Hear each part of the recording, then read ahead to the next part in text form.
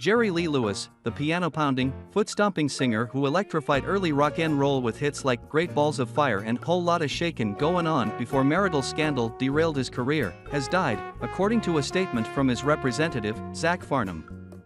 He was 87. Lewis passed away at his home in DeSoto County, Mississippi, south of Memphis, the statement said. Farnham told CNN that Lewis died of natural causes when reached by phone. His seventh wife, Judith, was by his side when he died, and Lewis told her, in his final days, that he welcomed the hereafter, and that he was not afraid, the statement added. Along with Chuck Berry, Elvis Presley and others, Lewis was one of the leading figures of the 1950s rock era and a master showman, nicknamed The Killer, whose raw, uninhibited performances drove young fans into spasmodic fits. I was born to be on a stage. I couldn't wait to be on it. I dreamed about it. And I've been on one all my life, Lewis said in Jerry Lee Lewis, his own story, a 2014 biography by Rick Bragg. That's where I'm the happiest. But offstage, the singer's personal life was turbulent. Lewis was near the peak of his popularity in 1958 when the public learned that he had married Myra Gale Brown, his first cousin. She was 13 at the time, Lewis was 22. News of the marriage leaked in London, where Lewis had flown to play some concerts.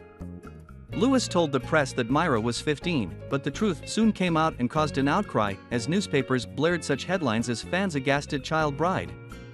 Audiences heckled Lewis, and the tour was cancelled after 3 shows. Lewis continued to record and tour over the next decade, but his rockabilly music didn't sell in the Beatles era, and he couldn't regain the popularity of his early years until he made an unlikely comeback as a country singer. Beginnings. Lewis was born in 1935 into a poor farming family in Faraday, Louisiana. One of his cousins, Jimmy Swaggart, would go on to become a popular TV evangelist. Lewis' website says he began playing the piano at age 9, aping the styles of preachers and black musicians who passed through the region. After dropping out of school to focus on playing music, Lewis traveled in 1956 to Sun Studios in Memphis, where he quickly gained work as a session player for such budding stars as Carl Perkins and Johnny Cash. He also recorded with Elvis Presley. A December 1956 recording session with Lewis, Presley, Perkins, and Cash, nicknamed the $1 Million Quartet, became a seminal moment in rock history. By the following year, thanks to top 5 hits like Great Balls of Fire, Lewis was internationally famous, even though his incendiary style and suggestive lyrics led some radio stations to boycott his songs. After a decade of dwindling sales, he reinvented himself in the late 1960s as a country artist and revived his career, scoring a series of top 10 country hits well into the 70s.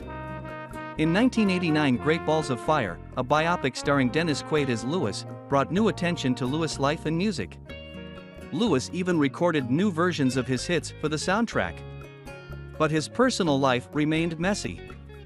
He was married 7 times and filed for bankruptcy in 1988, claiming he owed the IRS more than $2 million.